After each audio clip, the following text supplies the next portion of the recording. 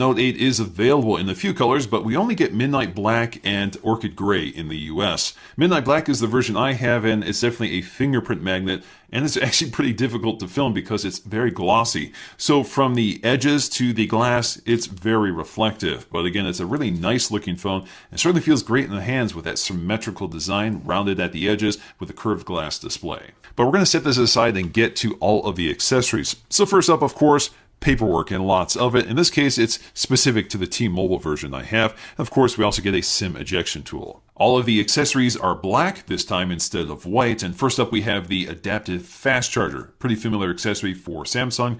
Besides the color, the design hasn't really changed. But we also get a bunch of easily lost accessories, such as two USB-C adapters, one for USB-A and the other for micro USB. There's a separate compartment for the charging cable, and we get a set of AKG headphones.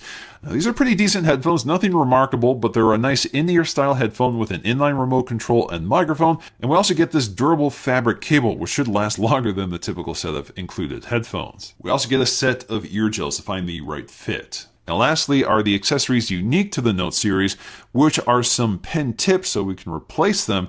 We also get the pen removal tool. So although the Galaxy Note 8 is a substantial update from the Note 7, it's pretty much an iteration of the Galaxy S8 Plus, but there are some significant differences. One of them is the S Pen, of course, along with a dual camera system, a larger 6.3-inch screen, and of course lots of software features that take advantage of the S Pen stylus. But once again, we have facial recognition, iris scanning, an inconveniently placed fingerprint sensor, water resistance, a curved screen design, Gorilla Glass on the front and back, Bluetooth 5.0, wireless fast charging, and contactless payment systems such as Android Pay and Samsung Pay. And like it or not, we get a dedicated Bixby button. The big news with the Note 8, like many smartphones this year, is the extra tall display with the shrunken bezels. So although we still have small bezels at the top and bottom, most of it has been filled with this huge 6.3-inch Quad HD Plus display. We have a resolution of 1440 by 2960. That's good for 521 pixels per inch. So like Samsung's other displays, this can get very bright under the right lighting conditions. So when it's exposed to bright light, this display really ramps up the brightness for easy daylight visibility. And of course, this Super AMOLED display is just stunning to look at in any lighting conditions with those deep blacks and bright vivid colors, and that curve adds an extra depth to the display. And because everything is better with HDR, this display does support HDR10. So if the video app supports it, like Netflix or YouTube, you'll actually be able to view HDR10 quality on this phone, which is quite nice. Just like the Galaxy S8, the home button has been replaced by an on-screen button, but we still get haptic feedback when we press that button, so it sort of replicates a click. But unfortunately, that means the fingerprint sensor has been relocated to the back of the phone right next to the camera, which is not a great spot for it. And especially with a phone this tall, it's actually more difficult to reach it than it was with the Galaxy S8 and S8 Plus. But like anything else, you get used to it, and of course you have iris scanning and facial recognition, but those features are not nearly as reliable as just the fingerprint sensor. This is Samsung's first dual camera setup, and it works somewhat similarly to the iPhone, but there's a few tricks that make it unique in the market. So once again, we have two 12 megapixel sensors, one with a 26mm f1.7 aperture and the telephoto camera with a 52mm and f2.4 aperture, and both of these have optical image stabilization. That's a first for the market. Stabilization is especially useful for a telephoto camera just because the handshake is amplified when you're zoomed in. The camera interface by now is pretty familiar for devices with dual cameras. We have a 2x option, which allows us to zoom in and then zoom back to the main camera. So basically we're switching between cameras, but we can also manually zoom in and out using the shutter release as a slider. This camera also picks up a feature called Live Focus, which is very similar to the portrait mode on the iPhone. That's thanks to the stereoscopic vision of the dual cameras. But in the case of the Galaxy Note 8, you can selectively adjust the background blur, and you can adjust this after you've taken the photo or while you're taking the photo. The Note 8 is excellent in basically all conditions, whether it's bright daylight, so you get lots of detail, great color, HDR works very effectively. It's also very well stabilized, so shots look very smooth and crisp, and it's able to focus very accurately and quickly. Generally speaking, anything you point this camera at looks fantastic in the end. It's not oversaturated, colors don't bloom out, and you see a lot of detail without too much overexposure and noise. When it comes to low light performance, I think the big news here is that both cameras seem to output very similar results. We see a lot of detail and color and very little color noise. So for example, if you look at the black spaces, this camera has stripped away all of that noise, which is actually very difficult to do with most smartphone cameras. So I'm really impressed by the results. But if you look really closely, you'll see that some of it can be overprocessed, so it looks a little softened. It's still difficult to get sharp images in low light just because the shutter is open a little too long, so if there's any movement at all, you'll see it. The camera on the front, another feature borrowed from the Galaxy S8, is also really impressive. 8 megapixels with an f1.7 aperture and autofocusing. This also records at Quad HD at 1440p. We also get an LED light for the iris scanner, an infrared camera, a bunch of light sensors, and we still have room for the LED notification light. So the bottom edge of this phone has our fast charging USB-C connector, a headphone jack, so thankfully that's still here.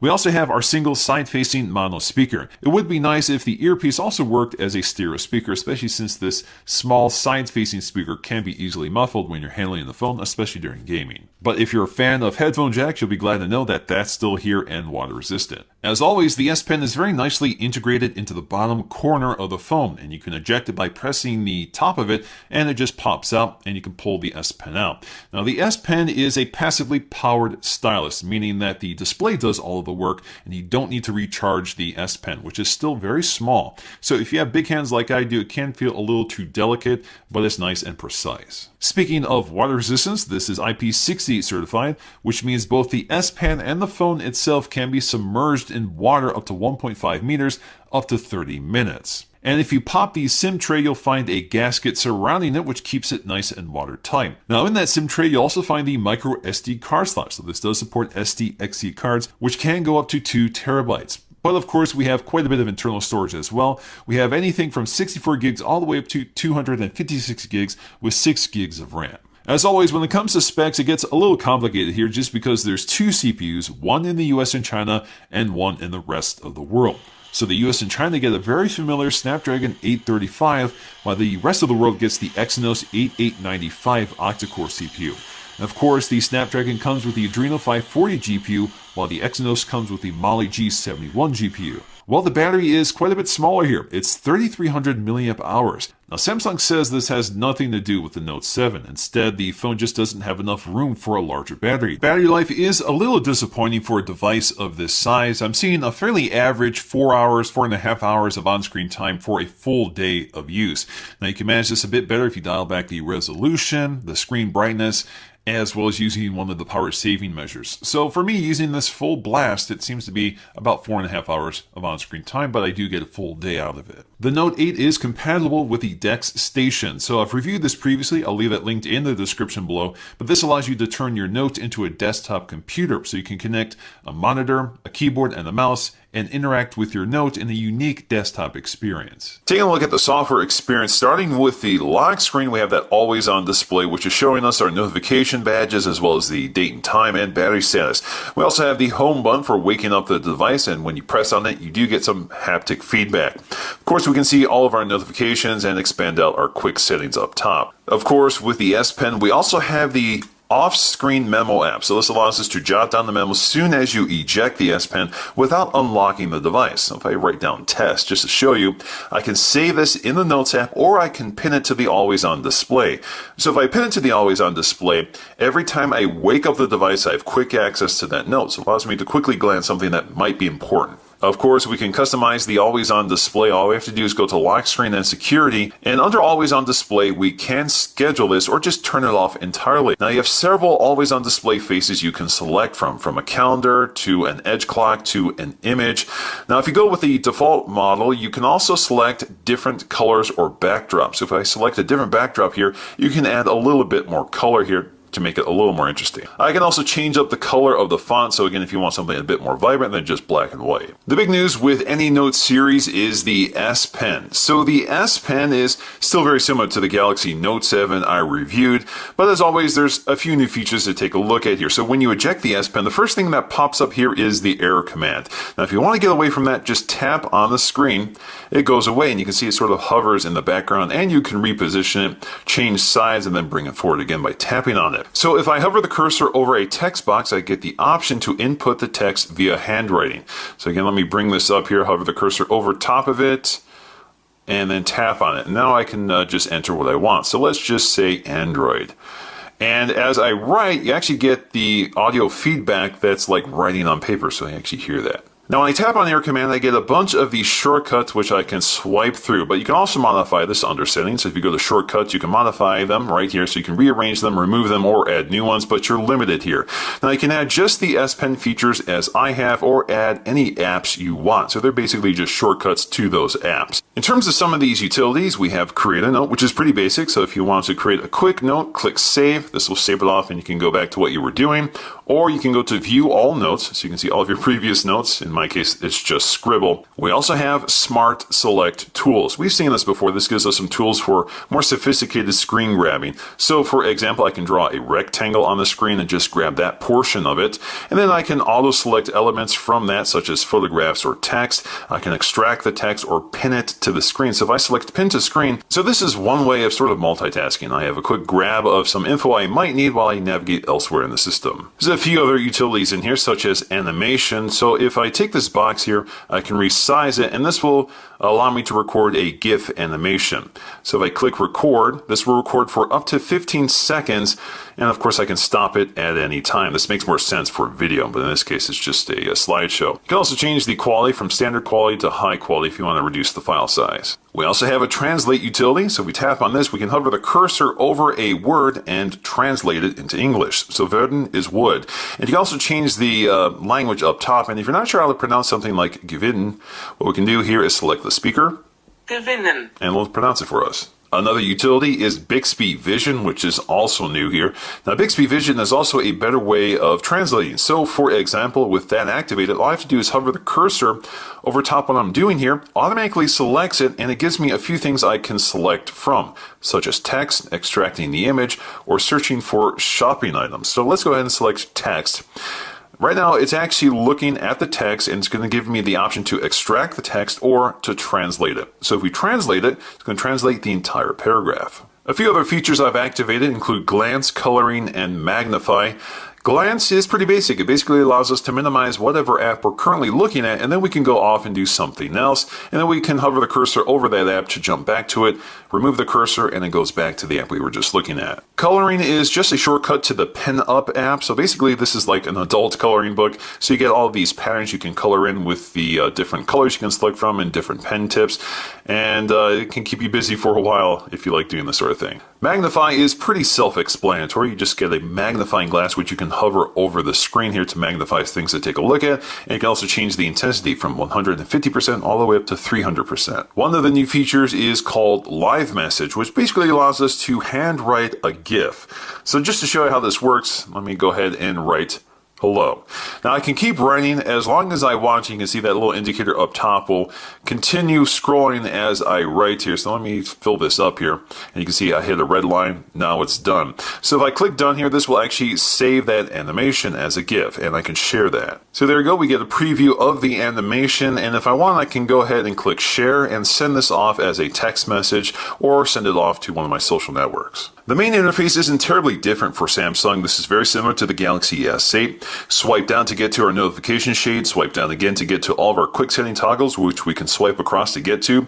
We can also swipe up or swipe down on the home screen to get to our app drawer and universal search. Swiping all the way over to the right brings us to the Bixby voice assistant. We can also activate Bixby by hitting the dedicated key on the left side, which takes us to the same panel. Tapping and holding brings us to the voice assistant. What's the weather like tomorrow?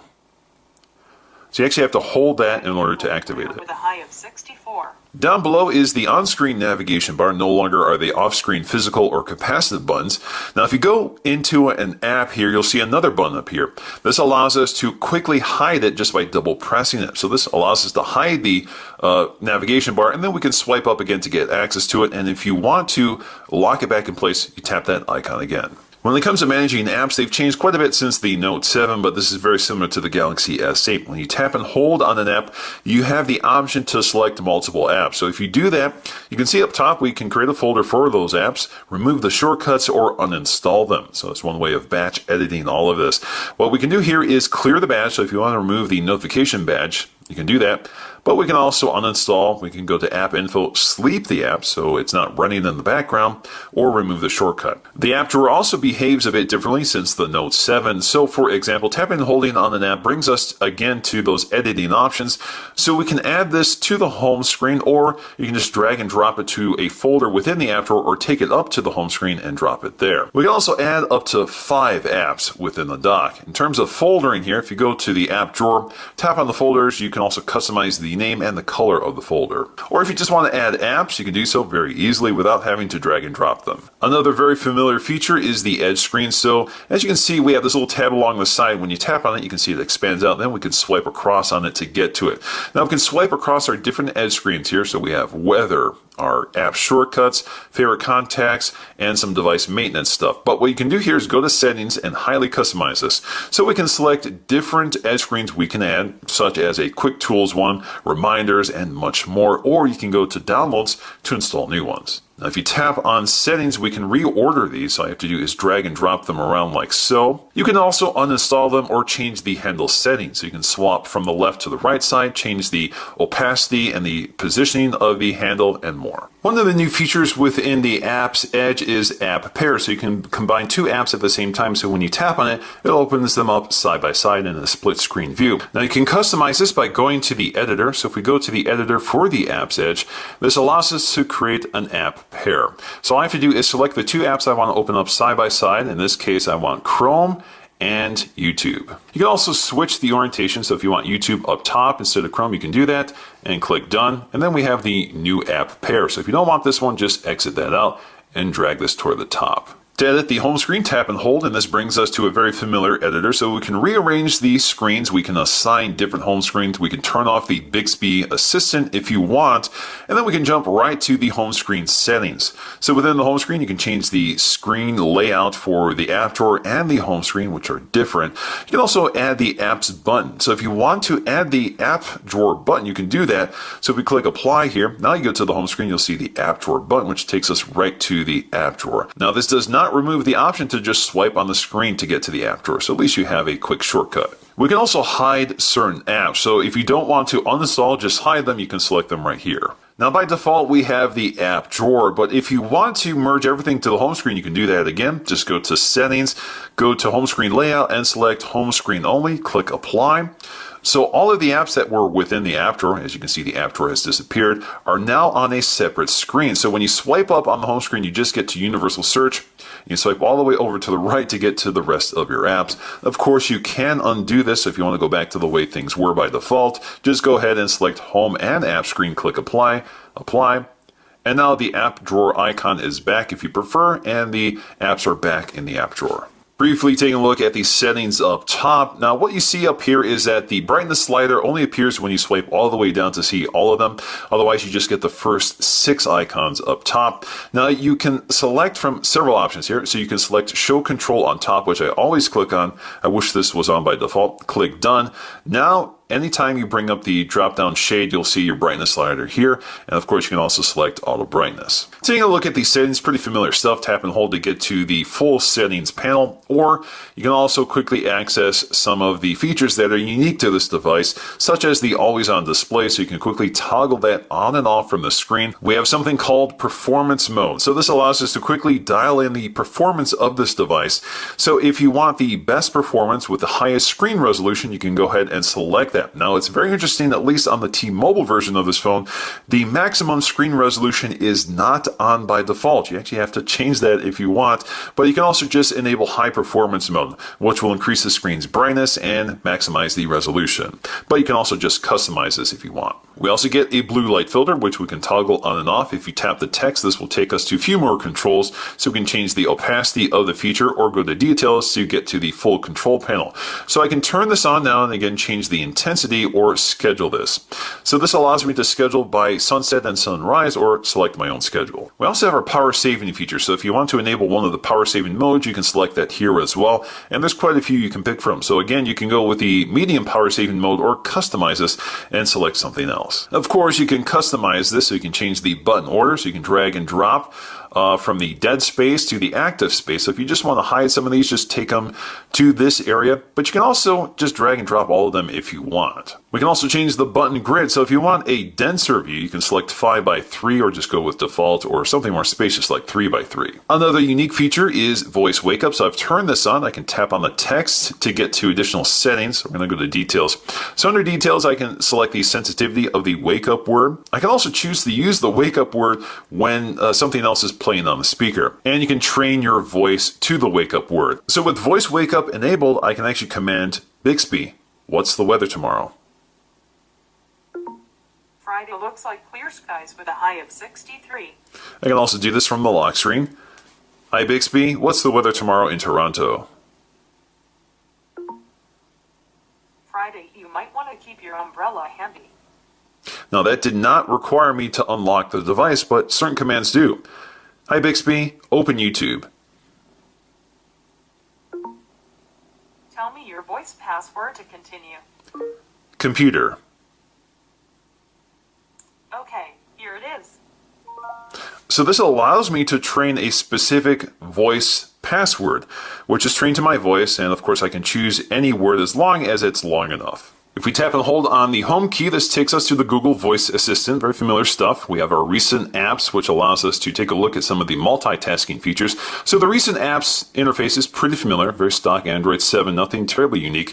Now in terms of side-by-side windowing, it's easy to activate. So in terms of the apps that support it, you'll see this little icon next to the close icon. So that means I can open up the Gallery app on one side, and I can open up Chrome on another side, and then resize the windows, and they should automatically scale. Now, I can also quickly jump back and forth between apps by double tapping the recent apps button. And if I want to open up a different app here, I can also just select something else.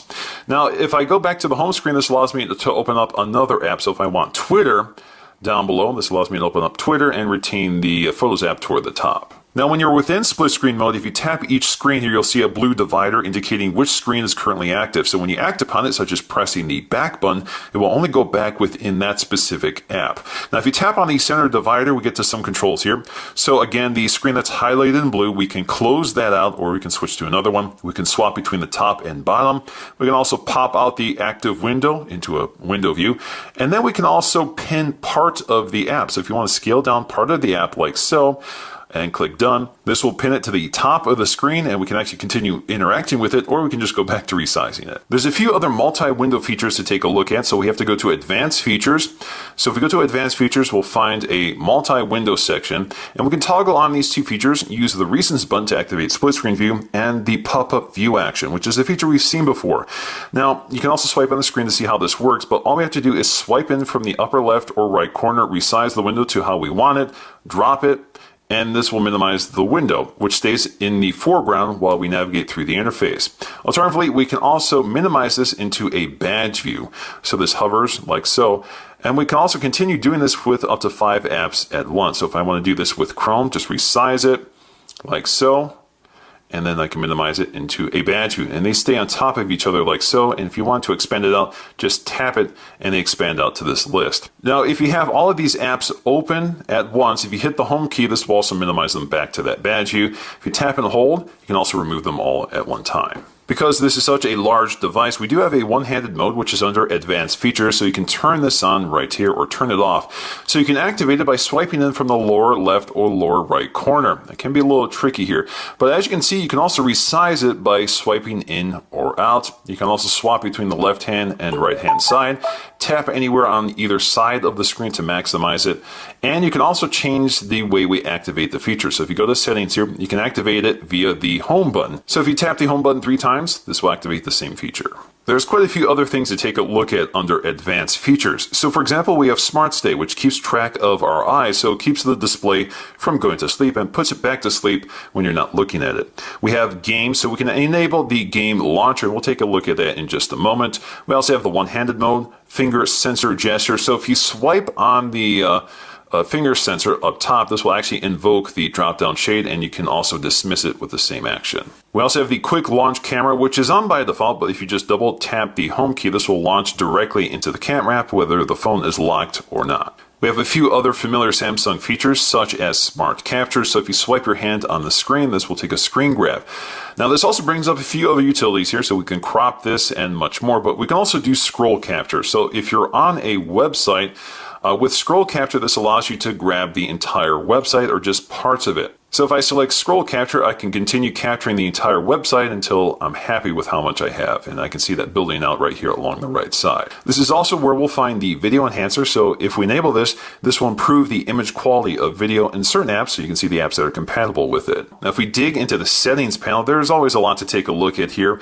Now up top, we actually have a notification center for just the settings panel. In fact, we had a notification badge from device maintenance. If we tap on that, you can see there's some suggestions for battery performance. And that's because a certain app is using quite a bit of battery life. Of course, you can also just search for whatever you want, but we're going to start with a few interesting options. So if you go to connections, under Bluetooth, very similar to the Galaxy S8, we have Bluetooth 5.0, so we have something called dual audio, which allows us to stream music to multiple devices. Sound and vibrations has some of the obvious features, but something that's kind of buried in here, which is worth taking a look at, is sound quality and effects. So this allows us to tune the audio quality for any connected device, such as my headphones here, and I can use any one of these upscalers. But if I go to advanced, I can also manually adjust the EQ. So I can just select any one of these scalers if I want. And you can see the description of what these are by tapping on them. We also have adapt sound, so this will help us to find the best sound for us. So you'll see these presets, or you can customize the sound for you. And what you do here is basically listen to a bunch of tones with your headphones, and this will allow you to tune it correctly for your ears. Another useful feature is separate app sound. So if you want to separate your Bluetooth audio from the rest of the audio on your device, this is where you can set this up. So if we turn this on and go to the app source, so for example, you can choose one of your music apps. In this case, I'm just going to go with YouTube here, and then I can go ahead and select the audio source for that app. In this case, Bluetooth device. So that means when YouTube is playing and I'm connected to a Bluetooth audio device, it will stream the audio to the Bluetooth speaker while retaining all the audio from the phone on the phone. So I won't hear games playing or notifications on the Bluetooth speaker. There's always a lot to take a look at under display settings. So we have our different screen modes. So I'm just using adaptive display, but there's some other options here, such as AMOLED Cinema, Photo, and just basic. We can also change the temperature of the display. So if you want a warmer display, just drag this over to the right, or cooler to the left. Actually, when you go cooler, to me, it looks a little more green than blue. Now, if you enable advanced options, you can also change the RGB values manually. Because this screen has an unusual aspect ratio with this extra tall display, we have some full screen app options. So most of the apps automatically scale, so there's no option to turn that feature off. But for certain non-native apps, like a lot of these Google apps, you can turn this feature on and off. So for example, with Chrome, if we go to Chrome now, you should see that it doesn't quite fill up the top of the screen. You'll see some space at the top and bottom. When it comes to icon frames, this is on by default, so this unifies the app design on the device. But if you want to go with icons only, you can click Apply, click Done, and if you go to the home screen now, you can see the native app icons. We can also customize the navigation bar. In fact, we can change up the colors, and they're all these light pastel colors. We can also change the intensity of the press of the home button. So if you want to require a stronger press for it to work, you can go ahead and select that. So when you press the home key now, it doesn't respond just with a light tap. You actually have to press harder on it. But more importantly, you can change up the layout here. So if you want to go with the standard Android layout, you can choose that or go with default. Now this is off by default, but if you want to prevent accidental touches when your phone is in your pocket or in a bag, you can go ahead and turn this on. With device maintenance, I can take a quick look at the health of this device. So I can see currently I'm in performance mode, but I can toggle different modes here. So I have entertainment mode, gaming mode, and optimized mode, which is recommended, and that's on by default. And you can see exactly what this does, and you can customize it as well. If I tap on battery, I can see my usage, I can see what apps are pulling the most battery life, and I can change the battery saving measures by selecting one of these modes. This also gives me a quick look at my storage, so I can see how much space I'm using. I can clean up some space, and I can see what types of files are taking up that space. And then I also have my memory manager. So right now it's going to check to see how much RAM I'm using and how much I can free up. Now if I go back to that main interface, it's telling me I have an 84 out of 100, but it can fix this right now, so it'll close down some apps, clean up some space, and more. Game tools have also been enhanced here, so if we take a look at them, we can bring them up by bringing up the navigation bar, and you'll see that right in the lower right corner. So we have things like a screen recorder for capturing our gameplay, we can take a screen grab, and more. We can also lock the navigation keys and the screen so we don't accidentally touch it. We can also turn off notifications during gameplay, and we can enable something called Edge Touch Lock. So this will prevent you from accidentally swiping on the game or interrupting the game when you're handling the phone. Otherwise, it doesn't really ignore the edges of this display. So taking a quick look at the camera app, I can zoom in and out using the telephoto and the wide angle lens really quickly. I can also use the shutter release to zoom in manually, which combines both the telephoto camera, the main camera, and digital zooming. And it all happens pretty seamlessly. Now, in terms of some of these other features here, such as live focus, this does use the telephoto camera. So you actually zoom in, and it applies a digital blur around the subject because the cameras can keep track of depth. So you can go with a more intense blur or really dial it back, but generally speaking, I keep it toward the middle to keep a more natural look. You can snap your photograph here, and when you go back to the gallery to take a look at that image, you can actually adjust the blur later because, again, it's happening electronically. So all you have to do is dial in the blur according to what you prefer and then save it as a new file. This also allows me to zoom out to see the full image versus the cropped in live focus image. Now, if you're a fan of iOS's live photo feature, that's also available here. It's called motion photo. So if you activate it under the settings panel, when there's motion or movement on the screen, you can go to the photograph in your gallery and play the motion photo. So you can see a short couple-second clip that just shows you the motion during that photograph. We also have Bixby Vision built into the camera app, so this will automatically scan for things in your image here, and I can actually tap on specific items. So it looks like it scanned a large section here, so let me go ahead and bring it down to this Funko Pop so we get a more localized search. What's funny here is that we have a wine section, so if you have a wine bottle, this can identify the wine bottle, but let's go with images here. And in terms of images, it should be able to find Funko Pops, and indeed it did find it. Let's see if we can find the exact right one. I don't see it toward the top here, but they did get pretty close. If I go to shopping, it might bring up some shopping results. And there you go. Looks like it brought up unrelated items, but it's getting closer. So in the end, even though this is a very expensive phone, I think it has earned its price premium over the Galaxy S8 Plus with the stylish dual camera setup and the slightly larger screen. Of course, we also got a ton of software features that go with that stylus, but what I would like to see is perhaps better battery performance, and Samsung really needs to work on its biometric sensors, from the location and speed of the fingerprint sensor to the reliability of the iris and face scanners. So those are areas they definitely need to focus on, as well as the speakers.